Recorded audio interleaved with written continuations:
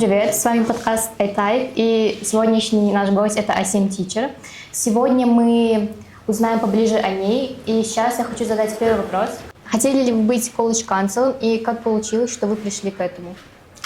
На самом деле я никогда не думала, что стану колледж-канцлером. Мне кажется, люди приходят к этому неожиданно и не так осознанно, но не так было порой, в моем случае. Я начала подаваться на разные заявки, еще учусь в университете, на третьем курсе, на втором курсе. И к четвертому курсу у меня уже накопился огромный багаж знаний, который я использовала для того, чтобы помогать студентам поступать за рубеж.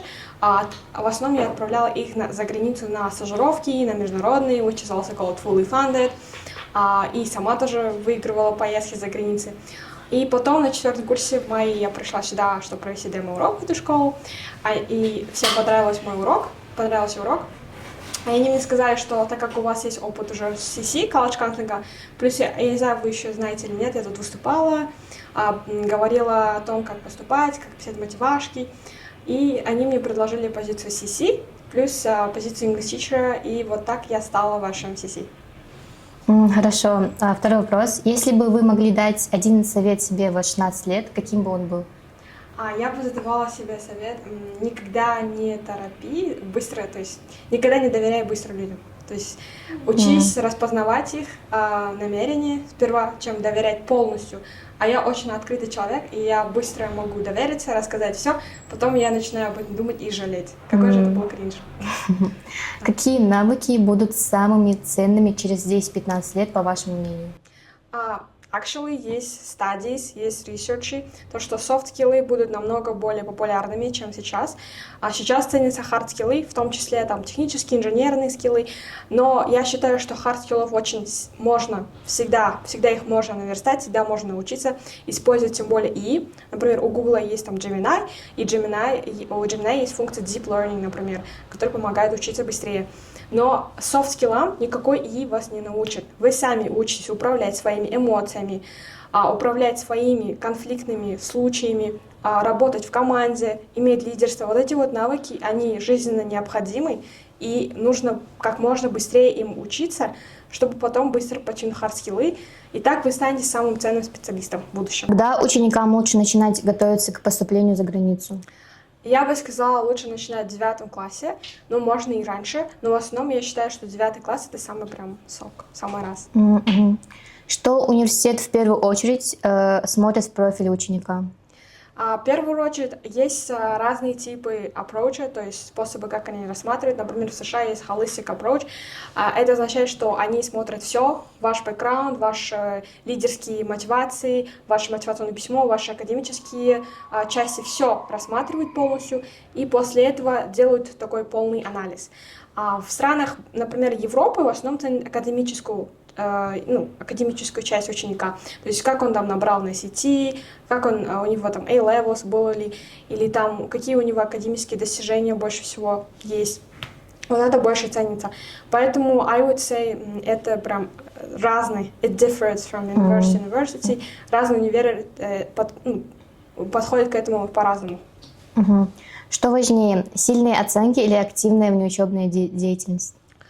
На самом деле я бы сказала extracurriculars, внеучебная учебная деятельность, потому что оценки всегда можно, в школе, например, оценки не всегда честно ставят, оценки не всегда показатель ума, университет это тоже понимает, и они, например, в Америке оценивают тебя как человека, твое лидерство, были ли у тебя какие-то проекты, было ли у тебя passion projects, pet projects, вообще чем ты увлекаешься, на что у тебя лежит душа. Больше всего они это ценят. Если у тебя сильный extracurriculars, например, у тебя была там 4 по математике, но у тебя есть крутой проект, которым ты горишь, который ты делаешь, который помогает делает людей намного лучше, жизнь людей лучше, у тебя есть шансы пройти в этот университет. Если ты это хорошо докажешь в своем мотивационном эссе, хорошо опишешь. А твои оценки, их можно вот так с этими перекрыть. Но это не повод не учиться.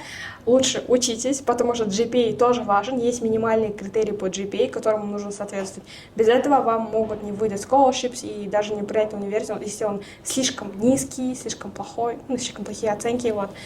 So you should keep it balanced. Также лучше иметь много активностей или несколько, но глубоких? Лучше иметь несколько, но глубоких. Как-то раз у меня был такой свой вебинар с Мэдди, это моя подруга из UCLA, и она американка, она мне рассказывала, как она вообще начала учиться в UCLA, и она сказала, что она лучше иметь одну вот такую глубокую активность, чем 8 разных, несовместимых с собой. Потому что, когда ты занимаешься чем-то одним долго и много, все свое время посвящаясь к этому, у тебя получается хороший профиль, хороший анализ, и у тебя есть impact, у тебя есть результат. А если ты занимаешься футболом, потом теннис, потом рисованием, нет никакого результата. Начала, бросила. И нет результата, нет импакта, это очень слабый профиль. Лучше один проект, много результатов, олимпиады с этого проекта, например, сертификаты, дипломы, гранты получать на этот проект. И так вы можете показать, что вы стабильные, устойчивые, у вас. И вы не делаете это ради того, чтобы поступить. Вы делаете это, чтобы, радовать себя. Можно ли менять направление интересов в старших классах? Можно. Всегда possible, всегда возможно. То есть в 9 классе ты любила математику, в 10 можешь пойти в астрофизику или биологию выбрать. Пока до 11 класса можно менять, но в 11 уже поздно, тем более за границу. Лучше, потому что у тебя будет мало времени, чтобы собрать себе активность еще. В 11 твоя голова будет забита тем, что выпускной, тебе надо ЕНТ сдавать, все равно, если там еще поступаешь как вариант. Потом еще тебе надо SAT сдавать, и это все очень сильно будет на тебя давить, и очень немногие могут так скажем, сильно это все делать, одновременно делать. Очень много энергии уйдет на это. Когда примерно стоит определяться с будущей специальностью? Чем раньше, тем лучше. Какие активности считаются самыми сильными для портфолио? На самом деле нет прям такой одной активности. Раньше, когда поступали в Ельский, Гарвард или топовые лиги плюща, многие были атлетами, то есть спортом занимались, и до сих пор атлеты ценятся. Если ты атлет, если ты спортсмен, у тебя там награды по спорту, то окей, у тебя будет отдельная квота, ты можешь подаваться на эти топ-универы. Но и также ценились там MUN. Но сейчас MUN очень заезженным активностью стал. Там сейчас каждый второй занимается MUN, каждый второй ездит на конференции, каждый второй открывает свой НПО, то есть некоммерческие проекты, некоммерческие организации. У всех типичное портфолио. Надо найти одно уникальное, которое будет полностью отображать тебя, твою сущность, твою душу. Надо найти тот самый проект, который тебе больше всего близко к душе и который может тебя раскрыть. Этот проект и будет твоей фишкой при поступлении. Насколько важны лидерские позиции в школьных клубах? Очень важны. Я, например, была всегда лидером в школе. Это мне потом помогло в университете, там еще в других программах. То есть лидер — это не тот человек, который сам постоянно развивается, но и то, что делает ради других. Самый лучший тип лидера — это тот, который тянет за собой других, помогает им развиваться, потому что развивая других, развиваешь и сам. И в школе тоже. Когда ты участвуешь в каких-то клубах, у вас есть charity club, у вас есть бизнес-клуб, ты подтягиваешь людей, собираешь их, единомышленников собираешь, и в итоге у них развивается нетворкинг, софт-скиллы развиваются, и в итоге ты, универ, знаешь, что у тебя прокачаны хорошие софт-скиллы. По крайней мере, хороший лидер может хорошо говорить, он может хорошо себя презентовать, делать красивые презентации. Это все и они будут оценивать. Какие ошибки чаще всего делают ученики при подготовке портфолио? Но сейчас проблема, с которой я сталкиваюсь, это что ученики не используют возможности, которые я им скидываю, отправляю. Я им всегда чат отправляю, но потом слышу, что они ничего не делают, не подаются, но потом в 11 классе они приходят, плачут, говорят, я не могу поступить, потому что, упустили возможности, missed opportunities. Первое, используйте все возможности, которые сейчас у вас есть, используйте это все в ваше время, научитесь менеджерить свое время. Так, еще одна ошибка, то есть ученики часто могут думать, так скажем, переоценивать себя. Есть, которые переоценивают, есть, которые недооценивают, и нет баланса. Многие ученики думают, у меня крутой профиль, я попаду сразу в США. Нет, в США попасть не всегда легко. Но хоть и ты попадешь, получить полностью финансирование, полный full ride, это очень сложно. Поэтому нужно подаваться еще на safety universities, на target universities, на reach. Это все надо прямо так поделить, грамотно подходить, со всех сторон анализировать. Ученики в основном не анализируют, То есть выяснялось, были случаи, когда мы подавали на scholarships, и выяснялось, что семья не может afford хотя бы оплатить application fee. Хотя до этого она мне не рассказывала про это, как финансовую составляющую семьи. Я могла бы это, возможно, другим, например, отдать. Поэтому ученики не подходят к этому более, ну, как глубже, как maturity, тоже по-взрослому. Вот. Какие конкурсы или проекты действительно усиливают профиль ученика? Ну вот, я бы сказала, лучше заниматься, конечно, идти на национальные проекты, республиканские, международные, чем local projects. Есть tiers, то есть tier first, tier second. Tier это означает вот степень по конкурсам. Например, tier там 4 это локальные. Tier first это, например, те, которые международные, или наоборот. I'm not really sure, но есть такое вот. Поэтому лучше всего участвовать в таких международных конкурсах. И сейчас все возможности есть. Вот у вас есть Pioneer Research, Lumiere Research Programs, которые open, да, сейчас еще дедлайн скоро закроется, но есть. Я вам их периодически еще и скидываю. Вот подавайтесь на такие, я могу вам там с эсэшками помочь, эсэшки, мотивационки, все, что есть. Вот. У вас есть все возможности выйти на global рынок, на самом деле. Вот, такие проекты хорошо помогут. Ну и локальные тоже. Локальный. Лучше начинать с локальных, развить этот проект, потом его подать на global рынок уже с более таким импактным показателем.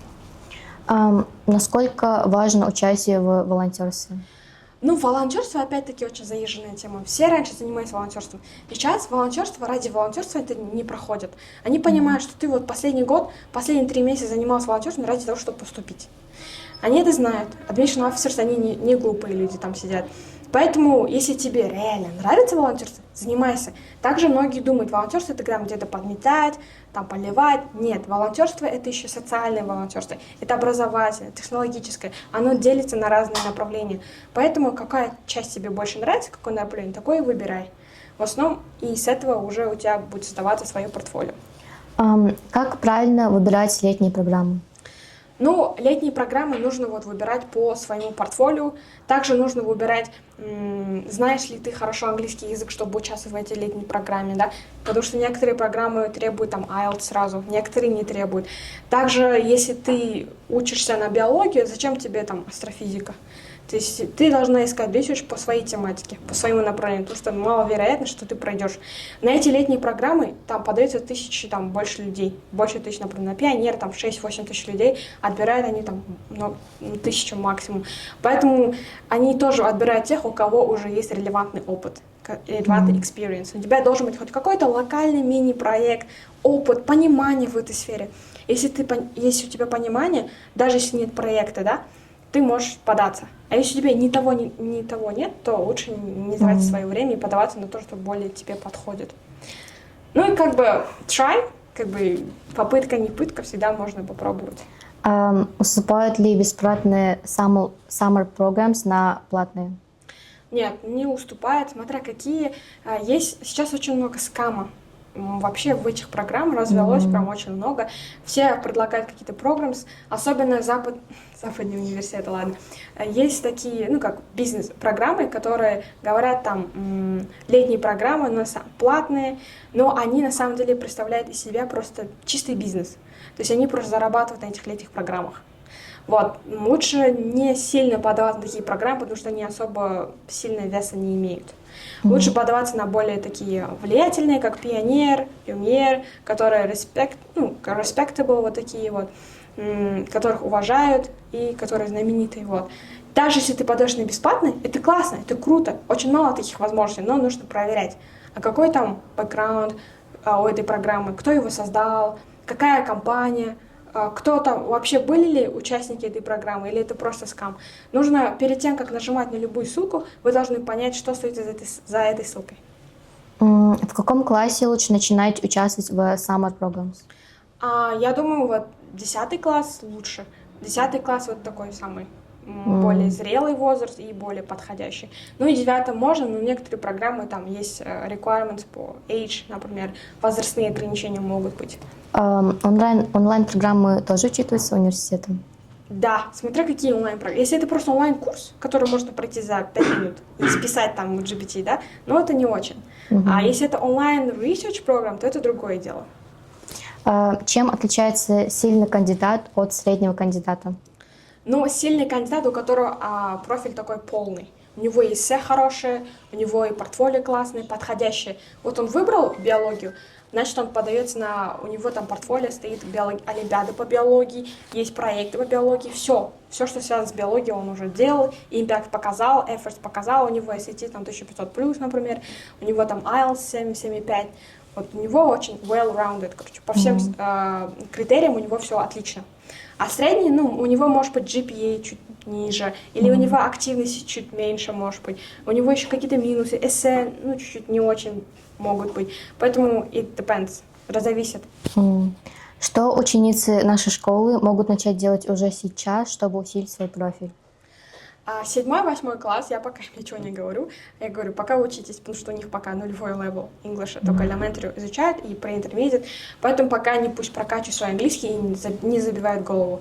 Пока я им говорю, чтобы они участвовали в speaking клуб, бизнес-клуб, вот такие клубы проходили, развивали свои софт-скиллы, networking.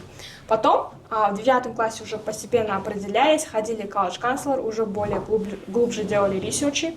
В 10 классе тоже участвовали в этих программах, готовились хотя бы к сдаче летом SAT и IELTS в 10 классе, составляли college quiz летом 10 класса, и в 11 классе уже начали подачу. Все. На сегодня наши вопросы закончились. Спасибо вам огромное. С вами был подкаст Айтая. Всем спасибо, всем пока.